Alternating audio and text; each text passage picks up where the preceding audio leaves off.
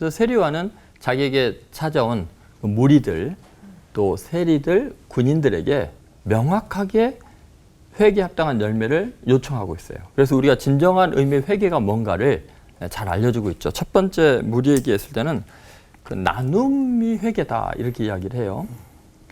옷 두 벌 있는 사람은 옷 없는 사람에게 나눠주라. 이게 회개라는 거예요. 왜 그럴까요? 여러분, 우리가 회개한다는 것은 자기 자신에 대한 전면 부정이거든요. 그러니까 뭐를 하나 고치는 게 아니라 뿌리째 뽑아버려야 되는 거예요. 우리는 전적으로 타락한 존재예요. 근데 그 타락의 가장 근본적인 요소 중에 하나가 이 물질에 대한 욕망이에요. 그 욕망을 정말 뉘우치고 있는가, 소유욕에 대해서. 그건 나눔을 통해서만 회개가 되는 거죠. 그렇죠? 물질이 우상화되어 있는데 하나님이 정말 나의 하나님이라고 고백한다면, 진정으로 돌이킴이라면, 하나님께 돌아간다면 물질에 대해서 자유케 돼야겠죠. 하나님이 기뻐하시는 일을 하기 위해서 완전히 물질에 대한 욕망을 내려놓는 거. 그러니까 물질이 우상이 되지 않고 하나님의 뜻이 최고가 되는 게 회개예요. 내가 회개했는가를 알 수 있는 방법은 진짜 내가 가진 것으로 나보다 더 어려운 사람을 나눌 때 불편함을 감수하고 있으면 회개한 거고, 그렇지 않으면 입 발린 말에 불과한 거죠. 이제 두 번째 찾아온 사람들은 이제 세리예요. 세리들. 근데 세리들이 찾아오는 것 자체가 굉장한 용기죠. 그러니까 지금 세리요한이 독사의 자식들아 이렇게 말할 때 가장 찔린 게 아마 세리들이었을 거예요. 자존심 다 내려놓고 온 거죠. 근데 세리들이 회개하는 징표는 뭐였냐? 부과된 거 외에는 거두지 말라 그랬어요. 근데 이것은 회개는 정의를 실현하는 것이 회개다라는 개념이에요. 왜냐하면 세리는 부과된 것 외에 좀 더 해야 자기 수고비가 나오고 먹고 살 게 있잖아요. 그걸로 먹고 사는 사람들이잖아요. 그런데 만약에 진짜 너가 회개했으면 부과된 거 외에는 거두지 않으면 나는 뭐 먹고 살아요? 알바 따로 뛰어야 되거든요. 다른 사람보다 훨씬 고생을 해야 되거든요. 그런데 만약에 이 세리요한의 요청들이 진정한 회개를 해가지고 세리들이 만약에 부과된 것만 딱 걷고 자기네들은 먹고 살기 위해서 또 밤늦게까지 알바하고 고생하고 동포들의 고통과 아픔, 그 심지의 압박에서 어떻게 도와주려고 딱 부과된 것만 걷고 나머지는 자기들이 열심히 노력했다면 세리가 죄인의 대명사가 아니라 민족의 영웅들의 대명사가 됐겠죠. 그러니까 진정한 회개는 우리의 삶의 존재의 가치를 완전히 바꾸는 거죠. 근데 중요한 것은 뭐냐면 정의의 실현이라는 것은 내 수고가 따르게 돼 있어요. 정의는 상대편에 대해서 당연히 요구할 걸 요구하는 게 아니고 잘못해서 지적하는 게 아니고 상대편의 잘못과 부족함을 내 수고로 대신 메꿔주는 것이 정의의 실현 방법이에요. 하나님의 방법이죠. 예수님께서 우리에게 정의를 실현하는 방법은 뭐냐면 죄인의 죄를 지적하시지만 그 죄의 값을 그들에게 물게 하는 게 아니라 예수님의 피와 살로 그 정의를 충족시켜 주는 거죠. 그래서 우리가 진정으로 회개했을 때 굉장히 중요한 개념이 뭐냐면 완벽한 삶을 살거나 완벽한 세상을 꿈꾸는 게 회개가 아니에요. 그건 교만이에요. 아직도 자기가 얼마나 타락한 존재인지 모르는 거예요.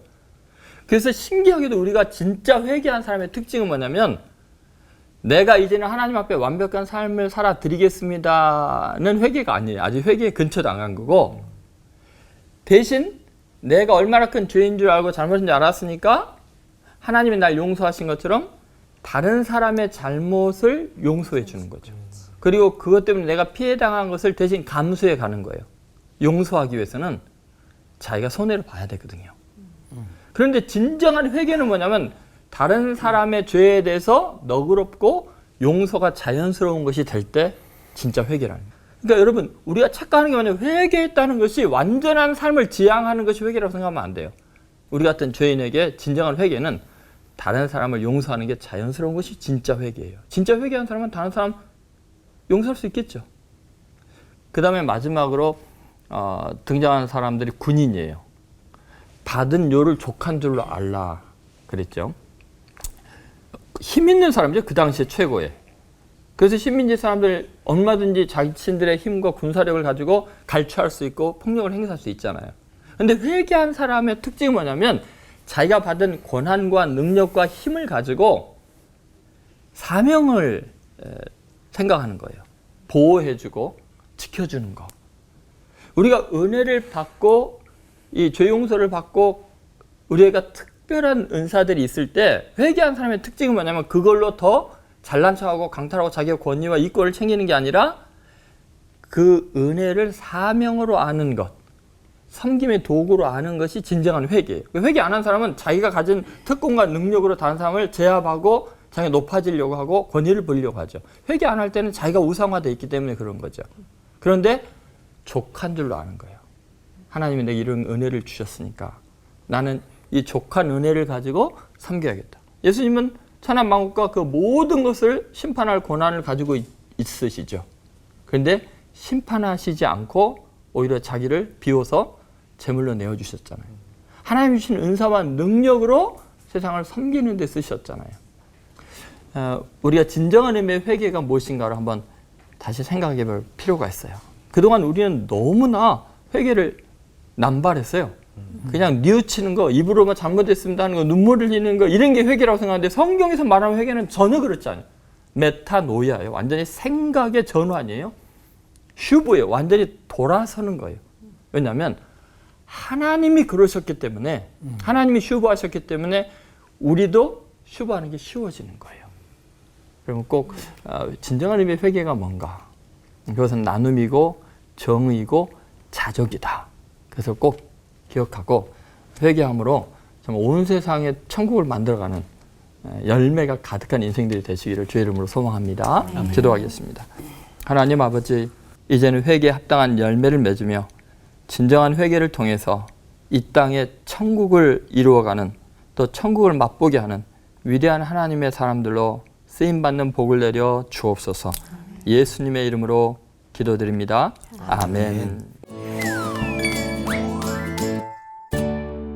하나님은 회개를 왜 그렇게 중요하게 생각하시는지 아주 첫 번째 질문답게 이런 질문 드려보고, 끝까지 회개를 모르는 사람도 있을 수 있는데 그런 경우 어떻게 되는지 알려주시면 바로 오늘 밤부터 회개 들어갈 것 같아요. 그러니까 성경에서 회개의 중요성이라는 게 너무 강력하죠. 아까 차 목사님 이야기하셨듯이 하나님 먼저 회개하신 슈브. 그러니까 하나님의 그 슈브하는 그 순간이 우리가 슈브할 수 있는 유일한 기회거든요. 근데 왜 그렇게 하나님께서 회개를 강조하시느냐? 첫 번째 가장 중요한 게 복음의 본질이기 때문에 그래요. 예수님 오신 이유가 의인을 부르는 것이 아니라 죄인을 부르러 왔다는 것은 그 죄인이 회개하지 않으면 희망이 없는 거예요. 그러니까 천국의 첫 발은 그 회개로 시작돼요. 근데 놀랍게도 세리완이 외쳤던 첫 마디가 회개하라, 천국이 가까웠냐 그러잖아요. 근데 회개와 천국이 연결이 되잖아요. 네. 그리고 예수님도 회개하라, 천국이 가까우니라 그렇게 이야기하시고, 베드로가 설교할 때도 회개하여 예수 그리스도 이름으로 세례를 받고 죄 사함을 얻으라. 네. 그럼 생명을 얻는다고 이야기를 하잖아요. 그러니까 초대교회 복음의 핵심은 항상 회개가 가장 먼저, 가장 중요한 것으로 돼 있어요. 그러니까 뭐 회개를 강조하지 않을 수가 없고요. 두 번째는 회개는 어떤 의미에서 우리의 삶의 현실에서 그 완성도를 높이고 천국을 이루는 굉장히 중요한 것인 것 같아요. 그러니까 회개 자체가 우리를 완전히 새롭게 하는 그 은혜가 있어요. 그 예를 들면 우리 가족에서 막 어려운 일 있고 힘든 일 있잖아요. 근데 그 중에 한 사람이 회개하면 갑자기 천국으로 바뀝니다. 어떤 관계 속에서도 회개를 안 해서 그 자기 잘못한 걸 인정하고 돌이키지 않으니까 계속 관계가 깨지는데, 회개하는 순간 아무리 지옥 같은 것도 천국으로 바뀌고요. 아무도 회개하지 않으면 아무리 천국 같은 것도 지옥으로 바뀌거든요. 그러니까 실제로 회개가 하나님의 나라를 가까이 오게 하는, 그 경험하게 하는 놀라운 거죠. 만약에 끝까지 회개를 모르는 사람은 어떻게 되냐? 그 사람은 이제 자기 행한 대로 보응을 받겠다는 그 시스템을 선택하는 거예요. 율법적이고 계산적인 시스템을 선택을 하니까 그 시스템 안에서 행한 대로 보응을 받을 수밖에 없어요. 근데 회개한 사람은 은혜를 은혜로 받아들이는 거죠. 자기 잘못을 인정하고 나는 은혜밖에 살 수 없습니다. 그러니까 은혜의 시스템 속에서 돌아가죠. 네. 근데 이걸 스스로 거절하는 게 바보죠. 그래서 하나님 보시기에 최고의 인간의 복된 순간이 언제면 회개하는 순간이고, 이제 성경을 쭉 읽어보면서 제가 고민했던 게 뭐냐면, 가장 그럼 인간이 거룩하고 하나님 앞에 완전하게 서는 순간이 언제냐면 놀랍게 회개하는 순간이 가장 위대해져 있더라고요. 그래서 참 회개하는 게 이렇게 중요하구나. 그걸 많이 생각이 됐어요.